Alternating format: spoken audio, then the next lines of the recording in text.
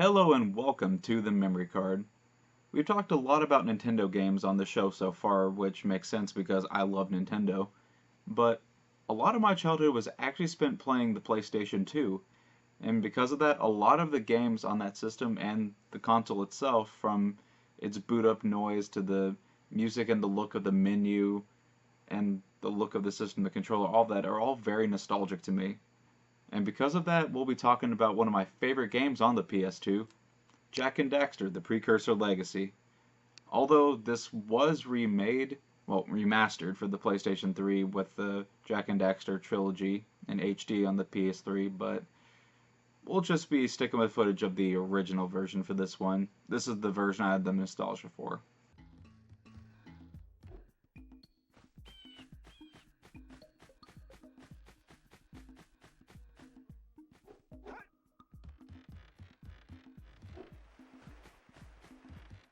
Jak and Daxter was released in 2001, and it was one of the earlier titles for the PS2, but it still looks really good today thanks to its vibrant, colorful, stylized visuals, much in the same way Wind Waker does today. This game was made within the span of 2 years, which makes how expansive and great this game is even more impressive. This game was a technical marvel when it came out, and it blew me away as a kid. Jak and Daxter has a seamless world with no loading screens and gameplay, and that was extremely rare for that era of games. Before Jak and Daxter, I was used to having to jump into the paintings in Mario 64, or going into Portals and the Crash Bandicoot and Spyro trilogies on the PlayStation 1. So being able to go to all these exotic and drastically different locations in this game without having to go through a single painting, portal, or loading screen was an absolutely astounding experience as a kid. And anyone playing this game back then probably would have felt the same way. The seamless world in this game not only adds to this being a grand mission statement for the PS2's power and the possibilities of this generation of games, but it also made Jack's Island feel like a truly expansive and believable world to explore. It wasn't just a technical achievement, it made the game better. The designs of the different villages throughout the game also add to this island feeling really believable and lived in. Now, there's a lot of great contrast throughout the game's locations. I love the fact that the opening Sandover village where Jak and Daxter are from, the fact that there's so many drastically different accents and dialects among the couple of people that live in that village is pretty weird. Yeah, so we got a Precursor launcher here, but you aren't powered up with the blue stuff. So it ain't gonna The fact that the game was able to look as good as it did, alongside the huge draw distances and the seamless world, just makes the game even more impressive on a technical and artistic design level. Even the original PS2 version of this game still looks amazing today because of the art style. It's just so full of life, and it just adds to the fun of this game. Though I would say that the HD remaster trilogy on the PS3 would be the best way to play this game and its sequels nowadays. Because for as great as the original game still looks, that increased resolution and 16 by 9 widescreen aspect ratio definitely helps make the game look better. The textures in some of the models do look a bit dated nowadays and very much like an early PS2 game. But, like the Wind Waker, this game's art style means that this game will always look timeless and beautiful.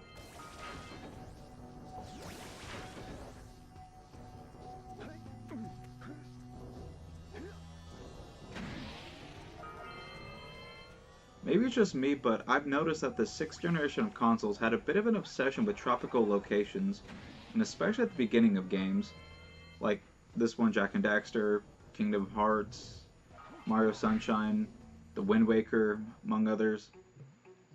I think partially because of that, these games make me think of summer vacations and going to Holiday World and Splash and Safari as a kid, the local theme park and water park. And the openings of Jak and Daxter and Kingdom Hearts are especially nostalgic for me and give me really nice summertime feelings. It takes me right back to being a kid.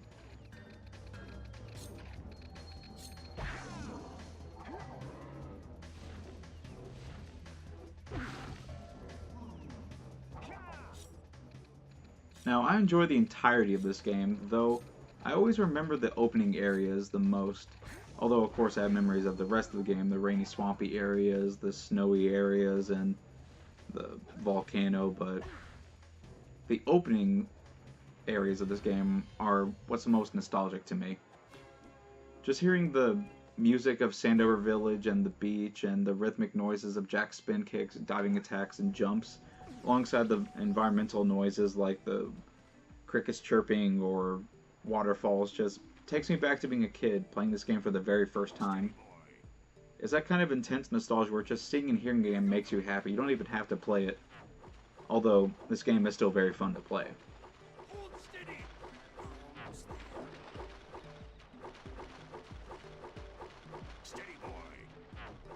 As a kid, I actually liked the sequel Jak 2 a lot more, but as I've gotten older, I definitely prefer the refinement and the focus of the first game with its colorful world and fun characters and great soundtrack.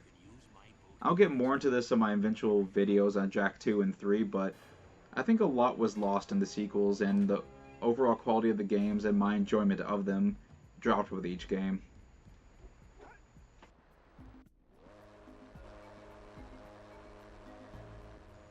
One of the few issues I do have with Jak and Daxter and the Precursor Legacy are the racing sections on the Zoomer bike.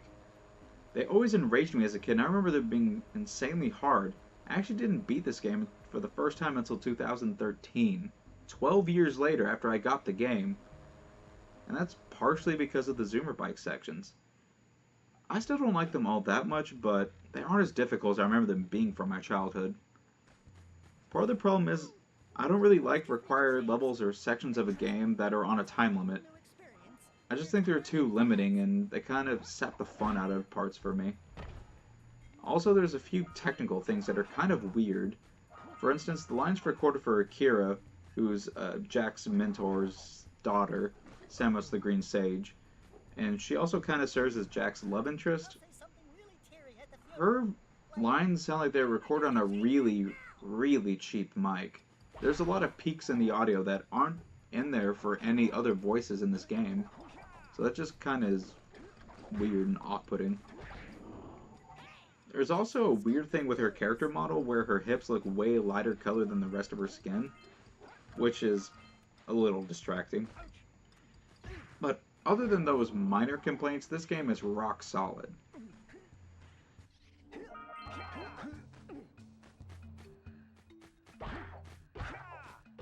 The zoomer sections are not as fun as the rest of the game, and there's those few technical quirks I mentioned, but my biggest issue with this game is Daxter. He is very much a character of his time. Like, if Jak and Daxter was a movie, he'd be played by Rob Schneider. The trope of the over-the-top annoying snarky sidekick was very popular at the time, and was a holdover from 1990s movies. Like Sylvester Stallone's version of Judge Dredd with Rob Schneider's awful character. Now, as a kid, I didn't mind Daxter at all, and I kind of liked him, but as an adult, I think he's pretty much insufferable at times. He gets less annoying in the sequels, considering how dour those games are, and Daxter is a kind of failed attempt at comedy relief.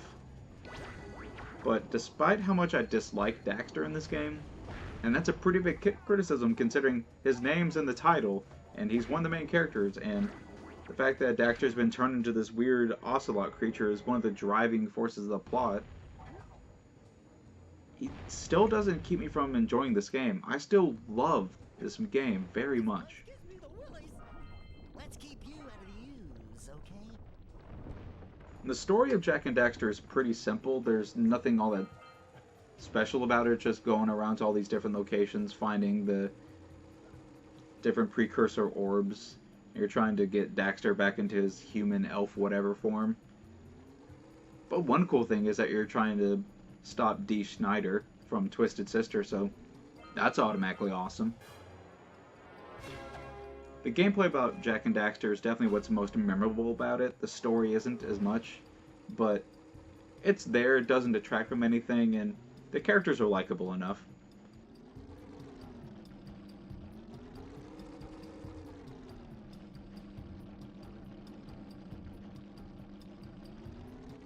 This game isn't all that difficult, aside from the zoomer sections and a boss battle here or there that might take a couple of tries, but I don't consider that an issue. Now that I have so many games, I just don't have the patience for more difficult games like I did when I was younger. If I hit a wall or I get really frustrated by a difficult game, I'll just switch to one of my other games because I have a lot to choose from. So if a game isn't overly difficult, I'm much less likely to get frustrated and I'll probably stick with it more. Also, like in the Kirby games, this game is a lot more difficult if you try and get all the collectibles. Now, thankfully, this game doesn't have too many different types of collectibles, so it's not hard to keep track of everything. Jak and Daxter is a very accessible game, and I highly recommend it to any fan of 3D platformers.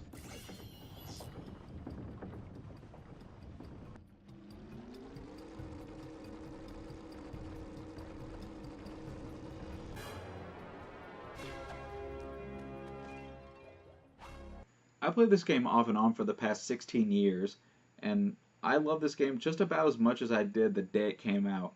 This game just makes me happy, and I love playing it. It's so much fun.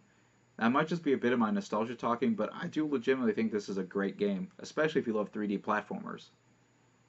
So whether you try and track down the original PS2 copy like I have, which has a cool map, it's always nice having a physical map, or if you try and get the remastered PS3 trilogy, or I think this year it's supposed to come out as a PS2 classic on the PS4, so that'd be another great way to play it as well if it's not already there. But regardless of how you get this game, get it. This is a great game, especially if you love 3D platformers like I do. It's very accessible and a lot of fun, and I can't really recommend this enough. But regardless, thanks for watching, and I'll see you next time on the memory card.